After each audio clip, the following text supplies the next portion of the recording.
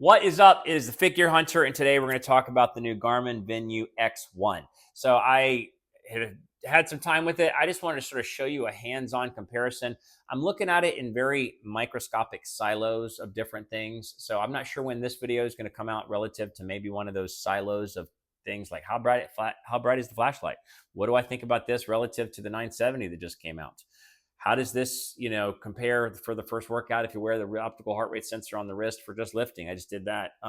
So there's a few different slices I'm looking at, and then I'll just share sort of a final summary thoughts. But here, I just wanted to show the form factor. I want us to look at a hands-on of the X1 as it also compares to the form factor. So here you have the form factor itself. It is, this is compared to the Epix Pro. We're going to look at it. Oh, got the flashlight still on from that little flashlight review I did. We're going to look at it relative to others like it or other similar watches that are similar in circles in versus the factor here. This is relative to the Epix Pro, so it is a big difference. And there you have it. So obviously if you're looking at it in size wise compared to like something as behemoth as the Epix, then you're going to see a big difference in the overall thickness. It is like 1/3 or less than 1/3 the thickness. It is like 1/3 the overall weight. And then if you look at it just comparatively, like in the screen face to screen face, face to face, just it's got the same bandwidth. It's actually a little bit bigger potentially. It's a bigger screen. So 1.4 inch on the Epix Pro as what would compare to the circular 2-inch on the X1 that is like 30% bigger. It's actually pretty big difference in the overall area of the screen that's being used. But let's take a look at the X1 relative to some other circular watches. So we can take a look at it compared to the Pace Pro. Oh man, it's run out of battery. Oh, there it is. No, good. So now he's got to unlock. Yeah.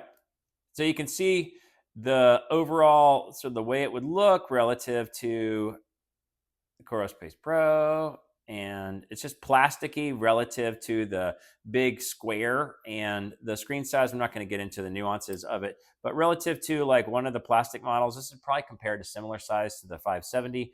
You can see the slender, it does have a bigger face, but it's just ultra lean and mean. Battery life's going to suffer, and we're going to talk about the specs that I have some thoughts about X1 in a second. I just wanted to sort of compare it in general out of the gate. Obviously the band of the X1, I think this is super cool that it's got this sort of titanium-ish band, and then the strap's really nice. But that's sort of side by side. If you take it compared to, let's take it to the original Suunto race. The original Suunto race, I mean, that is a freaking good looking watch. I just think that is a good looking watch, and I like the size of it. I'm all for just the extra big size. And no, there we go. So you can see it relative to another circular watch. This has got a big old 1.43 inch screen on it. It's got the metal sides. Obviously, it's going to be looking plastic versus the robust nature of the race. When you look at the thickness, it dwarfs it. The race dwarfs it. This is the original race. This is the full size race. But that's how it compares. If you were to compare it to, I guess just another manufacturer out there. And then we could also compare it to the Race S. So here's it relative to the Race S, which is a smaller screen, obviously and clearly.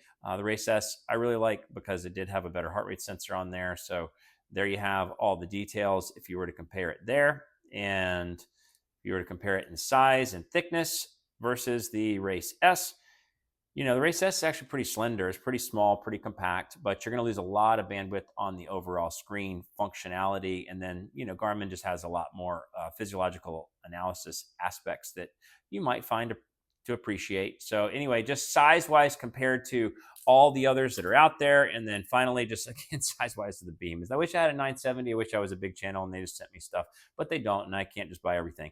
So here it is compared to its ultra big brother, and just a hands-on. What do I think in general? Let me get to something purposeful. Of the specs, do I think it doesn't have dual band GPS? I don't think that's that big a deal unless you're a major adventurer, but it does have mapping. So it is a major adventurer's type build. It is super slender. It feels really, really slender. I don't know that I love the case. I'm going to share some final thoughts. I don't know that I love the form factor. I don't know that I love the square. I definitely don't love that it's got 2 buttons versus 5. So that's abnormal. Takes some getting used to, but it is sort of smooth and silky.